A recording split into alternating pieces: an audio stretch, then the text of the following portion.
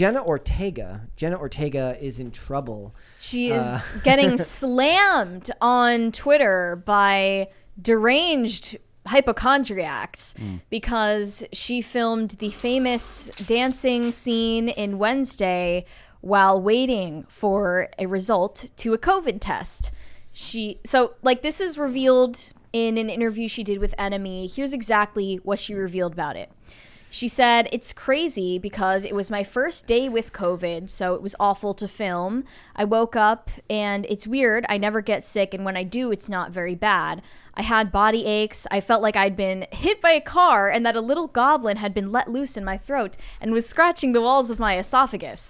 She's very expressive. I love the over the top visuals. She said, go in, queen. "They were giving me medicine between takes because we were waiting on the positive result. I asked to redo it, but we didn't have time. I think I probably could have done it better." And then Enemy reached out to the production company MGM behind Wednesday, and they confirmed that strict COVID protocols were followed, and once the positive test was confirmed, production removed Jenna from set. So I at first thought that she had gotten a negative test in the beginning of that day and a positive one at night. Apparently they didn't have a result yet, so they decided to just go for it because they were under some time constraints. Yeah. And it seemed like they didn't have time to wait. It proves that in the end, the money comes before all. Like, you can lie all you want. Also, I guess they're probably scolding her for revealing this information in the press now. I bet. Well, also, poor girl. We had, who was it? Greg Ellis was here as a guest. He was fascinating to talk to, and he discussed how the COVID protocol testing is just a racket in Hollywood now. It's just a way to make money. Imagine being those companies making all that money off of testing and not expecting them to continue to exploit it, especially in an industry that like literally gets guilted into stuff all the time. So they're like, oh my gosh, we have to be very careful. We're being very careful. We're testing everyone every day. And it's like in Glass Onion where Birdie says, like, it's okay, everyone here is in my pod. Like, as long as you follow the arbitrary rules of this, flavor of the week, you're fine. At this point, it's all just a see me thing too for people online, right? To like look at somebody who did blank. I would never do blank. Yeah, like that's all the COVID. Like nobody actually cares when somebody actually gets COVID. It's not even like it was shortly after it started where you're like, oh my god, well, no, I thought fingers crossed, best wishes. Now it's like, okay, see you in 3 days. If anything, this proves that Jenna Ortega is really good at working under pressure because this scene went viral on social media after the show came out, and it's one of the huge draws for new viewers by word of mouth. So if anything, she should be praised for being able to work under conditions where she feels the Michael terrible, Jordan of acting, right? yeah. Well, not just that. You're saying Michael Jordan because he hits up who they're playing the Jazz or whatever. The flu game. Flu game. But another good example is in John Wick 1, when they filmed the entire scene inside the bathhouse,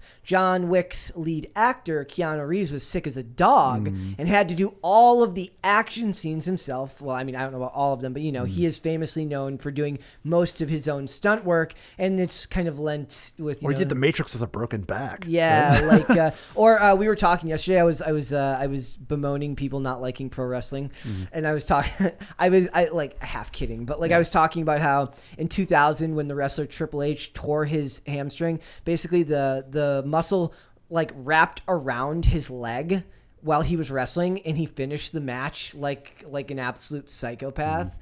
Even Stone Cold Steve Austin, when he broke his neck, had to finish the match technically after he got dumped on his head, and literally just he was supposed to the match was supposed to be 20 minutes longer. And he basically kind of picks the dude up, drops him. It looks completely ridiculous because he's clearly hurting, and then falls on top of him because he can't move. That's something to be proud of, right? Yeah. And it seemed like Jenna Ortega mentioned this incident because she's proud of being able to film a scene like this under pressure and not feeling well. And then now she's being performatively scolded for it on social media. So here are what people had to say. Actually, before we do that, why don't we change the narrative here? Let's do what they do and say she is the first actress to film a noteworthy scene with COVID and have come up with a milestone and then call it a day, right? That's all she has to do.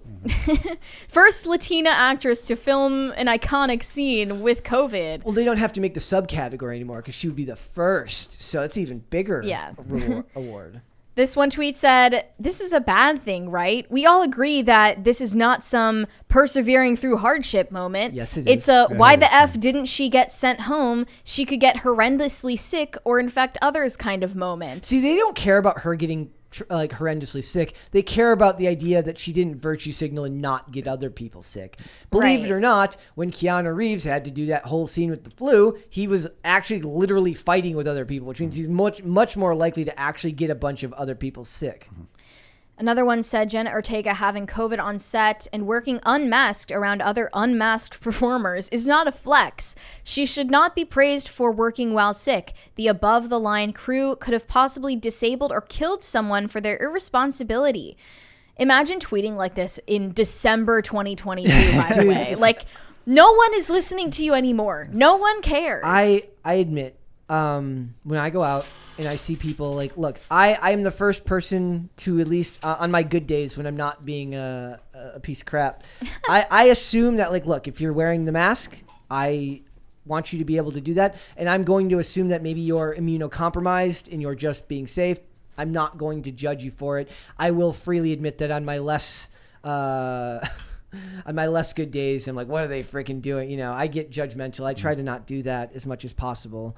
But it's almost 2023. Mm-hmm. Seriously. Granted, this would have been filmed late last year? Probably last year, yeah. But still, that's rather late in the game. And I think, they're fear-mongering because they don't want to let anyone feel good about doing work during the COVID, pandemic. Yeah, she's like, sorry, I couldn't work from home. Yeah. You should have filmed this entire series on Zoom something. Those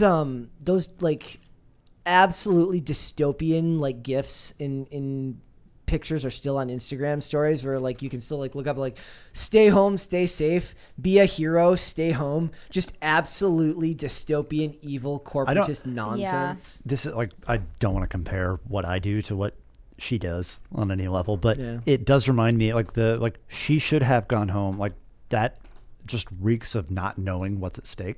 Yeah, and or that you've never been part of something that had that much riding on it. Right, I don't. What I do doesn't have that much riding on it. But when I see the comments that you guys should have done this, you have no idea what how hard it is to get something like this done, and it would be so much worse for the people involved if she did go home.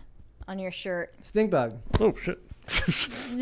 What we should start doing? We should start rating everyone by how they handle the stink bugs. Yeah. I just think spider. We'll have a freak out hall of I'm not fame. afraid of stink bugs, but I think spider, and I am afraid of those. So. Guys, what I'm going to need you to do is join the PCC subreddit and make a supercut of everyone freaking out or not freaking out to the reaction to stink bugs. Anyway, sorry for that, veering off of the topic. But no, they have no idea how much worse it would be for her to go home. Like you said, they're under some sort of time constraint. They didn't even have time to refilm it after she wanted to refilm. They would. Those people would probably rather just get a little bit sick than not have the show come out on time or to the level that they want it to. They probably already were making concessions. They probably already were missing things that they would have put in the show. Also, it's absurd. Shimmy Shelley in the chat is correct. They love the pandemic because it made them feel special. Yeah.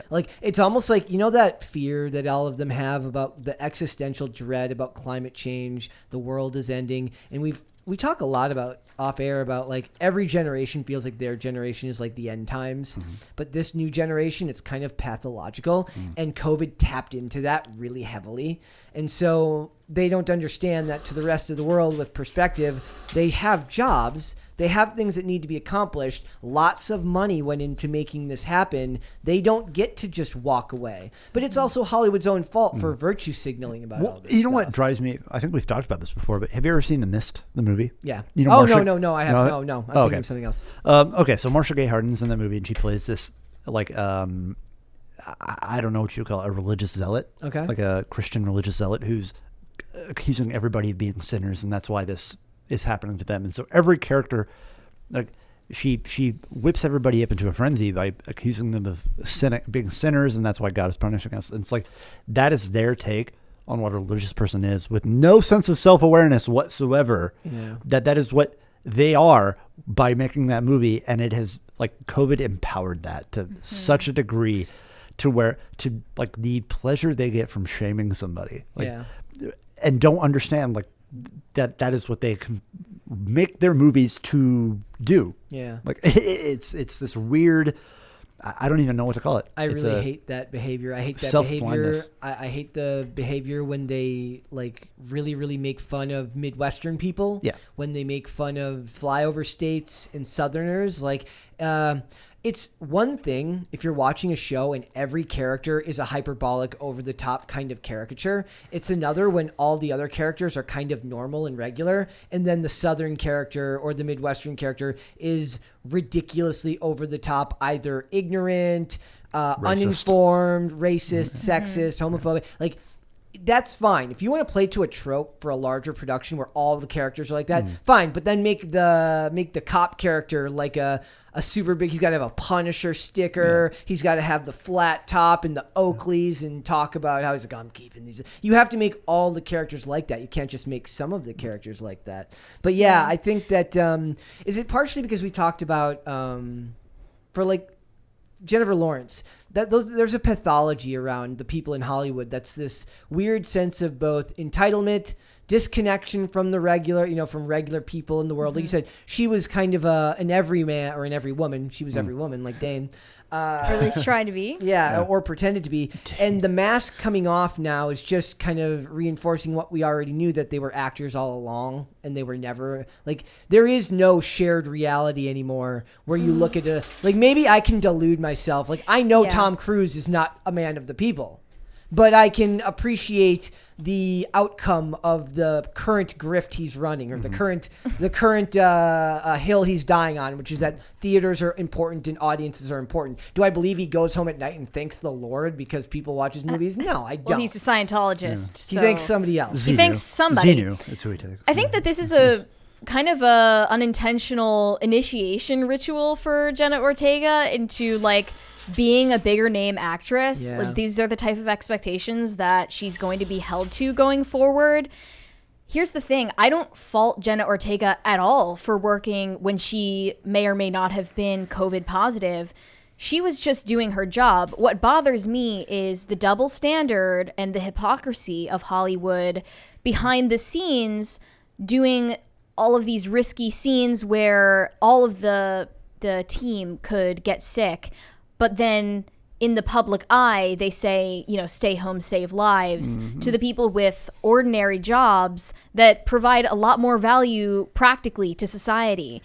That's the problem. And Dane does point this out, like, what's the use in pointing out the hypocrisy all the time? But like, what else can we do? Yeah, and that is particularly disheartening sometimes, because there really is no truth but power to them.